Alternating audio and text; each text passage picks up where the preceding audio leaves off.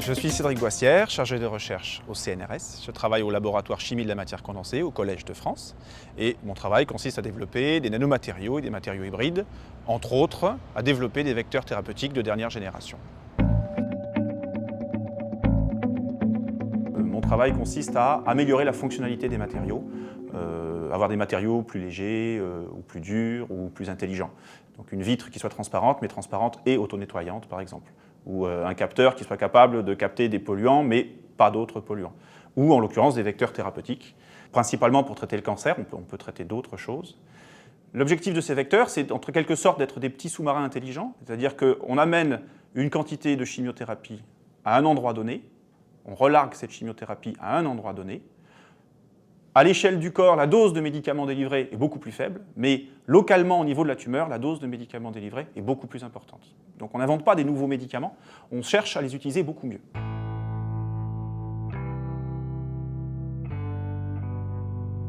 Donc, ce qu'on a trouvé, c'est que l'or mis sous forme de clusters, donc de tout petits amas de 25 atomes d'or, on appelle ça un cluster d'or 25, présente des propriétés qui sont extrêmement valorisables pour une application de vecteur thérapeutique. Et lorsqu'on arrive à stabiliser ces clusters d'or au sein de vecteurs thérapeutiques, alors vous avez un vecteur thérapeutique qui est capable de permettre une imagerie IRM facilitée, donc des images qui sont plus brillantes sur une imagerie médicale.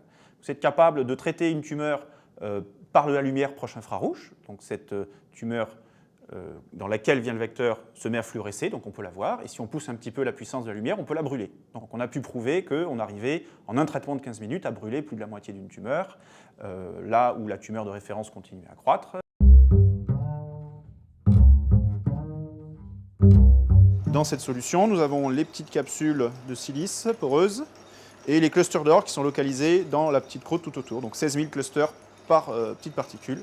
On a généré des clusters et les clusters sont naturellement venus se loger au cœur des trous, au cœur des tout petits trous de 2 nanomètres qui ont empêché leur croissance. Donc en fait, on fait croître de l'or et la croissance s'arrête quand l'or est dans les trous et ça s'arrête juste à la bonne taille.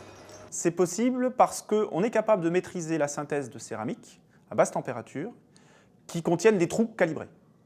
Donc pour pouvoir fabriquer ces trous calibrés, on mélange nos petites briques de silice moléculaires avec des molécules de savon, très simplement, et on est capable d'utiliser les agrégats de ces molécules de savon qui font des petits tubes pour les emprisonner dans de la silice. Une fois qu'on a retiré le savon, il reste des petits trous, des nids d'abeilles. Et on a réussi à trouver que lorsqu'on avait la bonne taille de petits trous, on arrivait à stabiliser les clusters d'or qui venaient se loger exactement dans la taille du petit trou.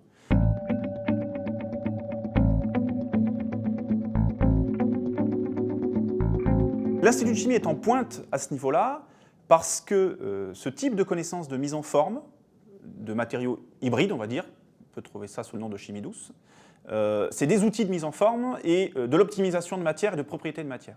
Et donc couplé avec d'autres types d'approches qui sont des matériaux alors beaucoup plus focalisés sur des batteries ou de la photocatalyse ou de la valorisation de déchets pétroliers par exemple, forment un ensemble qui est tout à fait performant à l'heure actuelle. Probablement un des meilleurs en France, voire dans le monde.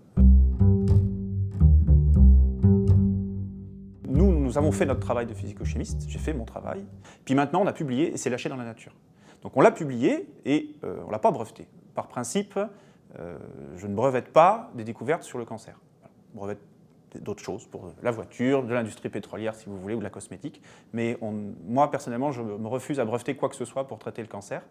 Il y a énormément de monde qui travaille dessus, des gens qui en font mon métier, des gens qui font des métiers intermédiaires, des pharmaciens, des médecins. Et l'objectif, c'est de permettre un développement le plus rapidement possible pour arriver à des thérapies les plus efficaces possibles. On est parti.